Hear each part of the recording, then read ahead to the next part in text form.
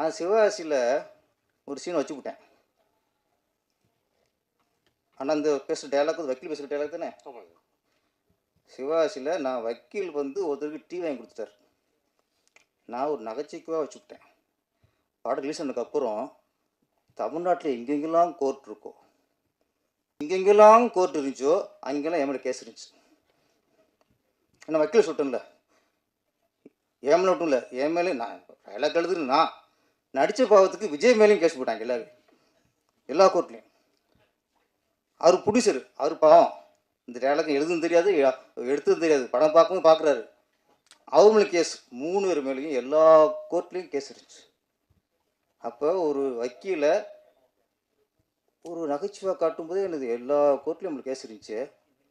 இந்த மனுஷன் ஒரு வக்கீல் வந்து நீதிபதியே விலைக்கு வாங்கலாம் அப்படின்னு ஒரு கருத்து சொல்கிறாருன்னா உண்மையிலே இவர் வந்து 100 பேரரசுக்கு சமசார்.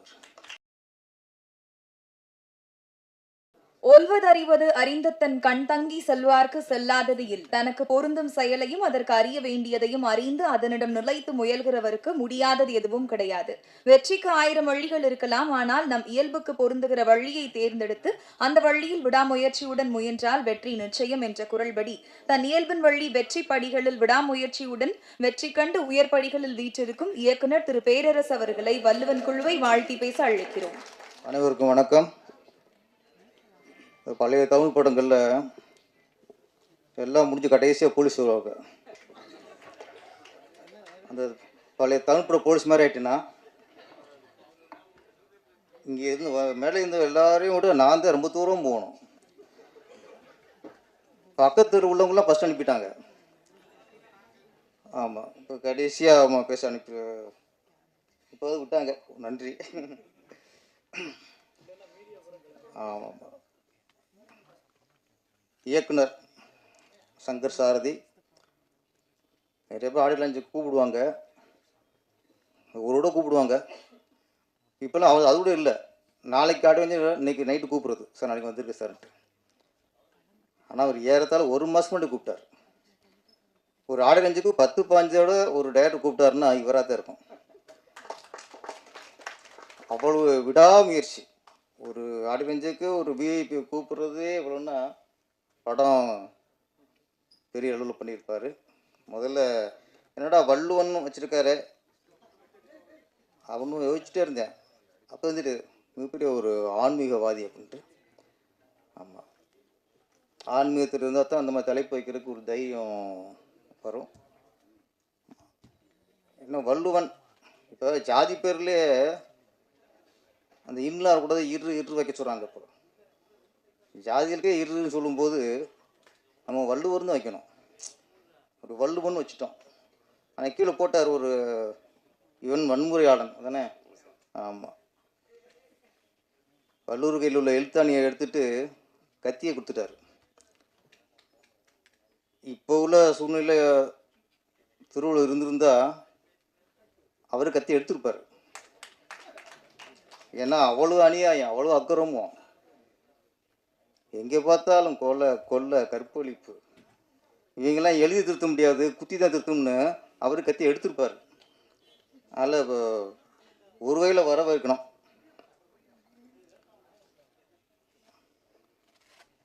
சில வருஷத்துக்கு முன்னாடி பார்த்தா நீங்கள் வள்ளுவன் ஃபஸ்ட்டு டைட்டில் வச்சு உங்களுக்கு பாராட்டுறேன் முதல்ல. ஏன்னா அதுக்கு தைரியம் வேணும். ஏன்னா இப்போ யூத்துக்கு ஏற்ற மாதிரி, இளைஞர்களுக்கு ஏற்ற மாதிரி இந்த ட்ரெண்டு அப்படின்ட்டு நீ எதே ஒன்று வாந்தி எடுக்காமல் வள்ளுவன்கிறத ஒரு சரியான ஒரு தமிழ் பற்றோடு நீங்கள் எடுத்துருக்கீங்க. இந்த நேரத்தில் வள்ளுவன்கிறது நீ ஒரு டைட்டில் முக்கியமானது. முன்னாடிலாம் பஸ்ஸு போர்டில் கலைஞர் கருணாநிதி நகர் அப்படின்னு போர்டு இருக்கும். ஒரு நகருக்கே கலைஞர் கருணாநிதி நகர் அப்படின்னு போர்டு இருக்கும். ஆட்சி மாறின உடனே அந்த கலைஞர் கருணாநிதி நகர் வந்து கேகே நகராக மாறிடும். இந்த நகர் போர்டெலாம் பார்த்தா உடனே அது ஃபஸ்ட்டு ஆட்சி மாறணும் அது பண்ணுவாங்க. அந்த போர்டை அடிச்சு விட்டு டக்குன்னு கேகே நகர் பண்ணுவாங்க. திருப்பி திமுக ஆட்சி வந்துச்சுன்னா திருப்பி கலைஞர் கருணாநிதி நகர், பஸ்ஸில் அண்ணா நகர் டு கலைஞர் கருணாநிதி நகர் பேர் மாறும். அப்புறம் ஒரு ஆட்சி வரும்போது அரசு பஸ் எல்லாம் பச்சை பெயிண்ட் அடிச்சிருவாங்க, எல்லாம் அது ஒரு ராசி பச்சை பெயிண்ட் அடிச்சிருவாங்க. அப்புறம் ஆட்சி மாறும், டக்குன்னு உடனே மாறுறது பஸ் கலர் தான். நாட்டில் மாற்றங்கள் மாறுது இல்லையோ, பஸ் கலர் மாறும். சரி பஸ்ஸோட போச்சு பார்த்தா, ஒரு ஒரு நகரோட பேரோட போச்சுன்னு பார்த்தா, கடைசி அந்த அரசியல் கையில் மாட்டினது திருவள்ளூர் தான். அவராட்டுக்கு வெள்ளை வேட்டி கட்டிக்கிட்டு இதில் ஒரு பட்டையை போட்டு ஒரு எடுத்தானையை வச்சுட்டு ஓடச்சி வச்சுட்டு உட்காந்துருந்தார். ஆட்சி வருது, வந்த உடனே எங்கே லஞ்சத்தை ஒழிப்போம், மற்ற ஒழிப்போம் இல்லை. அப்புறம் இந்து பற்றாளர் வராங்க. இவங்க நட திருவள்ளுவர் நெத்தியில் பட்டையை அழிச்சிட்டாங்களேன்ட்டு இவங்க, அப்போவாது நெத்தியில் மட்டும்தான் பட்டை இருந்துச்சு. இவங்க என்ன பண்ணாங்க, திருவள்ளுவருக்கு நெத்தியில் நெஞ்சில் இங்கே ஒரு பட்டை, இங்கே ஒரு பட்டை, இங்கே ஒரு பட்டை, கையில் 3 பட்டை, ஒரு பட்டை 7-8 பட்டை ஆயிடுச்சு. வெள்ளை வெட்டியை காவியை மாற்றிட்டாங்க. ஒரு அரசியல் கையில் ஆட்சி மாறினா பஸ் கலர் மாறலாம், ஏன் அங்கே திருவள்ளுவர் மாறுறாரு? அவரே இதை பாடுபடுத்துறிய, அது என்னையா பாவம் பண்ணாரு? அப்போ அவர் திருப்பி வந்தார் வச்சுக்க, திருப்பி இவர் கையில் கொடுத்து கத்தி கொடுத்தவில்லை, துப்பாக்கி தூக்கிடுவார். அவங்களா என்ன பாடுபடுத்துறிய? அந்த அளவுக்கு இன்னைக்கு திருவள்ளுவரே இந்த பாடுபடுத்திருக்கான். ஆனால் திருவள்ளுவருங்கிறது வள்ளுவன் பேர் வச்ச சங்கர் சாரதிக்கு என்னுடைய முதல்ல வாழ்த்துக்கள். அப்புறம் இன்னொன்று, படத்தோட கதை. நான் ஃபஸ்ட்டு வந்தோடனே சார் ஆடியோ லான்ச்சுக்கு வரணும், அப்போ என்ன டைட்டில்னு கேட்டேன். வள்ளுவன் அப்படின்னாப்புல. நானும் சாக்கு சொல்லும் மாதிரி நானும் ஷாக்காயிட்டேன். வள்ளுவன் நான் அப்போ கேட்டேன், திருக்குறள் மாதிரி தெளிவு மாதிரி ஒவ்வொன்றா பண்ண சொல்ல போடலான்ட்டு. இல்லை சார், அது இல்லை சார். நான் வேறு என்ன, ஒரு வள்ளுவர் அந்த குறள் கேத்த அந்த குறளை வச்சுட்டு அது தகுந்த மாதிரி கதை பண்ணியிருக்கேன் சார். ஓகே, அப்போ நாட்டு சொன்னார் அவர், இந்த மாதிரி கொலா அரங்கில் கொள்வது தான் அரசனோட கடமை. உழவன் எப்படி பயிருக்கு இடையில வர களையை பிடுங்கிறானோ அது மாதிரி கொலகாரம் கொள்றதும் ஒரு அரசனோட கடமை. அரசனை கொண்டா கொலகாரனை அரசன் கொள்ளலாம், அரசனை கொண்டு வந்தாங்கன்னா அப்படி நடந்துருக்குங்க நாட்டில். அப்போ அரசர்லாம் தெரியாமல் பண்ணிடுவாங்க. ஒரு பசுவோட கண்ணுக்குட்டியை அரசர் தேர்ல ஏற்றிட்டார், தெரியாமல் ஏற்றிட்டார். அரசர்கிட்ட முறையிட்டான், பசு முறையிட்டுச்சு, பையனை கொண்டுட்டான். அவன் அரசன். பையன் தப்பு பண்ணாலும் தண்டனை கொடுக்குறான்ல, அவன் அரசன்.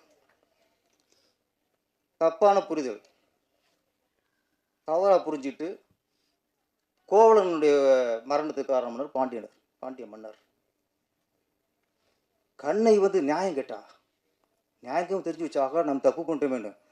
நம்ம தப்பு பண்ணிட்டு தெரிஞ்ச அடுத்தனுடைய செத்துட்டான் பாண்டிய மன்னன். அவன் அரசன். அவன் பையன் கற்பழிச்சாலும் சரி, அவன் பையன் கொலை பண்ணாலும் சரி, பையனை காப்பாற்றுறதுன்னா அது அப்படி அரசன் இருக்க முடியாது. இன்னைக்கு நாடு அப்படி இருக்கு. ஒரு டைலாக், வீரியமான டைலாக் ட்ரெய்லரில், உங்ககிட்ட பதவி இருக்கு, பணம் இருக்கு, எங்கிட்ட சட்ட நுணுக்கம் இருக்கு, நம்ம 2 பேரும் சேர்ந்தா சட்டத்தையே விலைக்கு வாங்கலாம், ஏன் நீதிபதியே விலைக்கு வாங்கலாம். இந்த காலகட்டத்தில் டைலாக் சொல்றதுக்கு பெரிய தைரியம் வேணும் சார். இன்னைக்கு நீதிபதியை விமர்சனம் பண்ணு சொன்னாலும் உள்ள வச்சுறாங்க. வாட்ஸ்அப்பில் என்ன நீதிபதி பண்ணிட்டாரு அப்படின்னா, இந்த நீதிபதி சொல்லிட்டாரு தூக்கி போடு. நீதிபதி கடவுளா? அரசனே தப்பு பண்ணுறான், ஆண்டவனே தப்பு பண்ணுறான், நீதிபதி தப்பு பண்ண மாட்டாரா? நீதிபதி சொன்னால் அவனை தூக்கி உள்ளே வச்சுருது. அப்படி இருக்க காலகட்டத்தில் நீதிபதியே விலைக்கு வாங்கிறோன்னு ஒரு டைலாக்னா அதுக்கு இயக்குனர் பாராட்டணும் ஃபஸ்ட்டு. பாராட்டணும். ஏன்னா எனக்கு அந்த டைலாக் கேட்டோன்னே எனக்கு பகீர்னுச்சு. நான் சிவகாசியில் ஒரு சீன் வச்சுக்கிட்டேன். ஆனால் அந்த பேசுகிற டைலாக் வக்கீல் பேசுகிற டைலாக் தானே. சிவகாசியில் நான் வக்கீல் வந்து ஒருத்தருக்கு டீ வாங்கி கொடுத்துட்டார். நான் ஒரு நகைச்சுவைக்காக வச்சுக்கிட்டேன். படம் ரிலீஸ் ஆனதுக்கப்புறம் தமிழ்நாட்டில் எங்கெங்கெல்லாம் கோர்ட் இருக்கும், திருச்சியில், தஞ்சாவூரில், மதுரையில், கும்பகோணத்தில், சென்னையில், செங்கல்பட்டில் எங்கெங்கெல்லாம் கோர்ட் இருந்துச்சோ அங்கெல்லாம் என் மேலே கேஸ் இருந்துச்சு. ஏன்னா வக்கீல் சொல்லிட்டேன்ல, என் மேலே மட்டும் இல்லை, என் மேலே நான் டைலாக் எழுதுன்னு நான் நடித்த பாவத்துக்கு விஜய் மேலேயும் கேஸ் போட்டாங்க எல்லா கோர்ட்லேயும். அவர் ப்ரொடியூசர், அவர் பாவம் இந்த டைலாக் எழுதுன்னு தெரியாது, எடுத்ததும் தெரியாது, படம் பார்க்கவும் பார்க்குறாரு. அவர் மேலே கேஸ் 3 பேர் மேலேயும் எல்லா கோர்ட்லேயும் கேஸ் இருந்துச்சு. அப்போ ஒரு வக்கீலை ஒரு நகைச்சுவை காட்டும்போது எனக்கு எல்லா கோர்ட்லேயும் நம்மளுக்கு கேஸ் இருந்துச்சு. இந்த மனுஷன் ஒரு வக்கீல் வந்து நீதிபதியே விலைக்கு வாங்கலாம் அப்படின்னு ஒரு கருத்து சொல்கிறாருன்னா உண்மையிலே இவர் வந்து 100 பேரரசுக்கு சமம் சார்.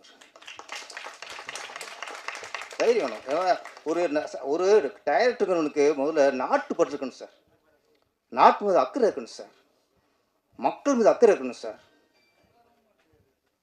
ஒரு நல்ல கலைஞன் வேற, வியாபாரி வேற.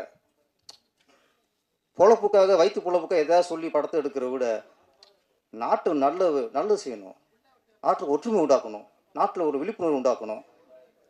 அவன் தான் நல்ல கலைஞன். முதல்ல நல்ல கலைஞனாக இருக்கணும் முதல்ல. அப்புறம் டைரக்டராக சம்பாதிக்கிறவங்க அடுத்த விஷயம். ஒரு விஷயம் இப்போ நான் சொல்கிறேன், ரொம்ப மனசு வலிச்சு ஒரு பேசும்போது. எங்கள் அம்மா இன்னைக்கும் வீட்டு வேலை பார்க்குறாங்கண்ணா சார். ஒரு திரைப்பட இயக்குனர் பெருமையாக இருக்கலாம், ஆனால் ஒரு விஷயத்தை வெளிப்படையாக சொல்கிறாருங்க ஸ்டேஜில். இந்த படம் முடிஞ்சு ரிலீஸ் ஆனதுக்கப்புறம் உங்கள் அம்மா வீட்டு வேலை பார்க்கக்கூடாது சார். நீங்கள் ஒரு வீட்டுக்கு ஓனராகி சொந்த வீடு வாங்கி உங்கள் அம்மா ராணி மேலே உட்கார வைங்க, அதுதான் வெற்றி. தாய்ப்பாசலும் தோத்தது இல்லை. எம்ஜிஆர் முதற்கொண்டு நடிகர்களே தாய்ப்பாசத்தை அதிகமாக வெளிப்படுத்தினவர் புரட்சித் தலைவர் எம்ஜிஆர். நாட்டு ஆண்டு போயிட்டார் சார். நாட்டு ஆண்டு அடிப்படை காரணம் தாய்ப்பாசம். கண்டிப்பாக நீங்கள் வெற்றி அடிச்சிருவீங்க.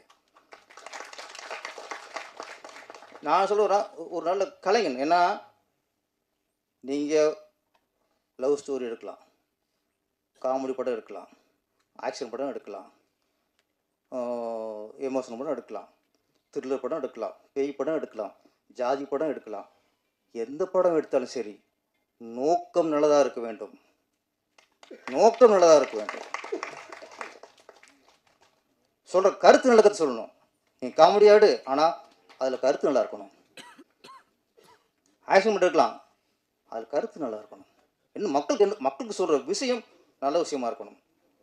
படமாக இருக்கணும். அது இருக்கிற மக்கள் சீரழிக்கிற மாதிரியும் படம் எடுக்கிறது அது நம்ம கலைக்கு பண்ணுற துரோகம். மக்கள் ஒற்றுமை உண்டாக்குறதுக்காக நம்ம ஒரு கதையை எடுத்துட்டோம்னா அது கலை சேவை, மக்களுக்கான சேவை. மக்களுக்குள்ள வன்முறையும் மக்களுக்குள்ள ஒரு காழ்ப்புணர்ச்சியும் மக்களுக்கு திருப்பி பிரிவினையும் பண்ணுற மாதிரி பண்ணால் அது கலைக்கு பண்ணுற துரோகம். அது நான் சொல்கிறேன், இந்த கலாச்சார சீரழி மாதிரி படம் எடுக்கிறாங்களே, அதை விட ஆபாச படம் எவ்வளோ மேல் சார், செக்ஸ் படம் எவ்வளோ மேல் சார். இந்த கலாச்சார சீரல் உண்டாக படம் எடுக்கிறத விட நீங்கள் காமத்தை மையமாக வச்சு படம் எடுத்துருங்க. ஏன்னா அங்கே கொடுத்துருவான் எங்கால் சென்சார். அங்கே இளைஞர்கள் மறுக்கப்படுவாங்க. செக்ஸை விரும்புகிறவங்க போய் பார்ப்பான், காமத்தில் விரும்புகிறவன் போய் பார்ப்பான், படமாக போயிடும். ஆனால் நாங்கள் பொதுவாக படம் நடித்து உள்ளே வந்து நல்ல படம் நடித்து உள்ளே வந்து நீங்கள் கலாச்சார சீரியல் உண்டு பண்ணால் தயவுசெய்து அந்த மாதிரி வியாபாரியாக இருக்காதீங்க. ஒரு நல்ல விஷயம். இப்போ இது வந்து திருல மூவிங்கிறாங்க, திருல மூணாலும் அது ஒரு நல்ல விஷயம் சொல்றாரு. பெண்களுக்கு பாதுகாப்பு வேணும், இன்னும் பெண்களுக்கு பலாத்காரத்தில் பாதிக்கப்படுறாங்க, அதை ஒழிக்க வேணும். அதுக்கு ஒரு குரலின் அடிப்படையில் ஒரு கதை வச்சிருக்கிறார். அப்போ பெண்களுக்கு பாதுகாப்பு வேணும்னு சொல்லி நல்ல விஷயம் தானே.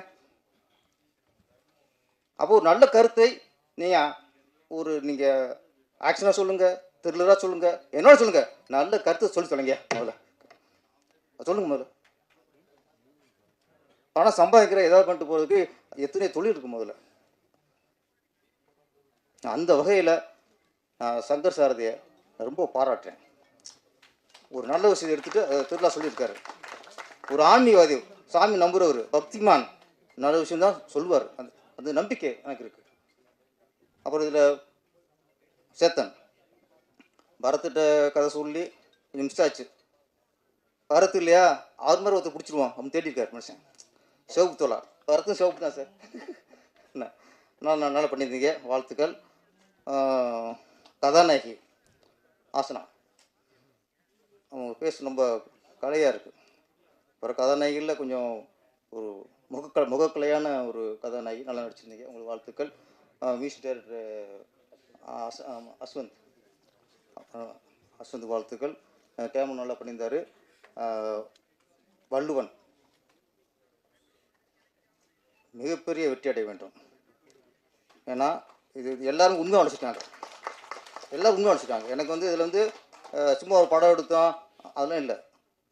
இவரோட உழைப்பு, ப்ரொடியூசருடைய இன்வால்மெண்ட்டு, கதாநாயகன், கதாநாயகி, நடித்த வில்லன்கள் எல்லாருமே நல்லா இன்வால்வ்மோடு நடிச்சிருக்காங்கிற விஷயம் இந்த மேடையில் தெரிஞ்சுது.